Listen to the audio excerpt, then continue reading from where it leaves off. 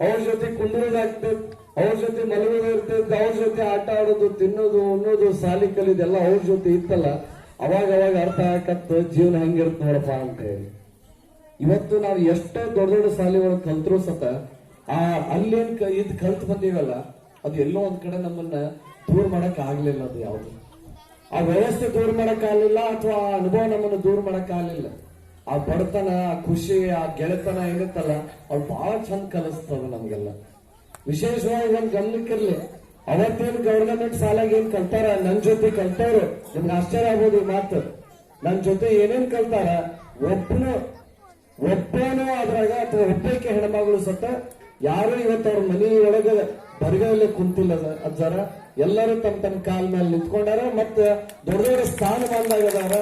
ಅಷ್ಟೇ ಹೇಳ್ಬೇಕಂತಲ್ಲ, IPS ಅಧಿಕಾರಿಗಳಾಗ್ಯಾರ, assistant ಕಮಿಷನರ್ಗಳು ಆಗ್ಯಾರ, sub register officer register ಆಗ್ಯಾರ, ದೊಡ್ಡ ದೊಡ್ಡ ಜಿಲ್ಲಾ ಮಟ್ಟದ ಅಧಿಕಾರಿ ವರ್ಗಕ್ಕದಾರ.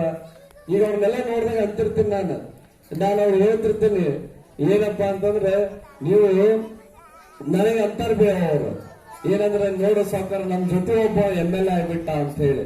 ನಾ ಹೇಳಿದೆ ಅವ್ರಿಗೆ, ನಾನು ನಮ್ಮ ಅಪ್ಪ, ನಮ್ಮ ಹಿರಿಯರು, ನಮ್ಮ ಬಳಗ, ನಮ್ಮ ಊರ್ ದೈವ ಎಲ್ಲ ಕೂಡಿ ನನ್ನ MLA ಮಾಡ್ಯಾರ. ಇಷ್ಟು ಮಂದಿ ದೂರದ ಮೇಲೆ ನಾ MLA ಆಗೀನಿ ಬದಾಮಿ ತಾಲೂಕಿಗೆ.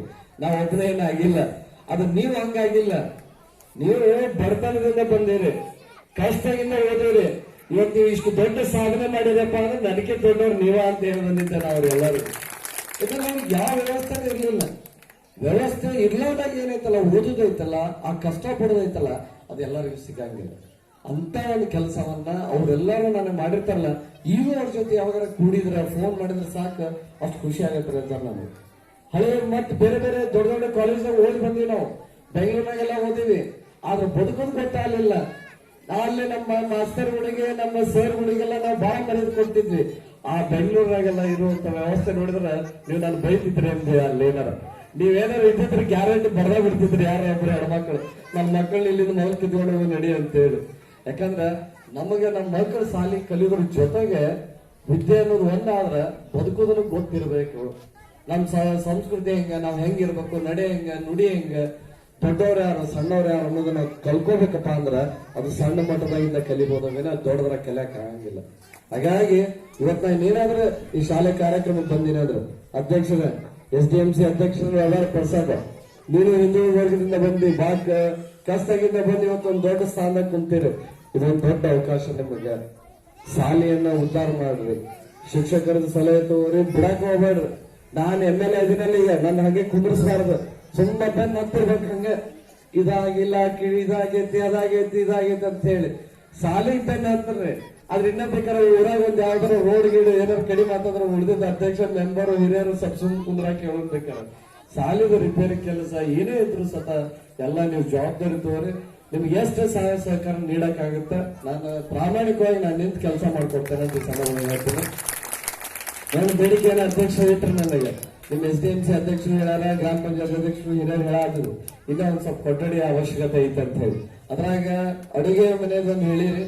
ಅಡುಗೆ ಮನೆಯದ ಸರ್ ನಾವು ಅದನ್ನ ಯಾವ್ದಾರ ಒಂದು ಗ್ರಾಂಟ್ ನ ಅಲೋಕೇಟ್ ಮಾಡಿ ಅವ್ರ ಹತ್ರ ಐದು ಸ್ವಲ್ಪ ಅದಕ್ಕೆ ನಾವು ಕೈ ಜೋಡಿಸಿದ್ರೆ ಆಗುತ್ತೆ.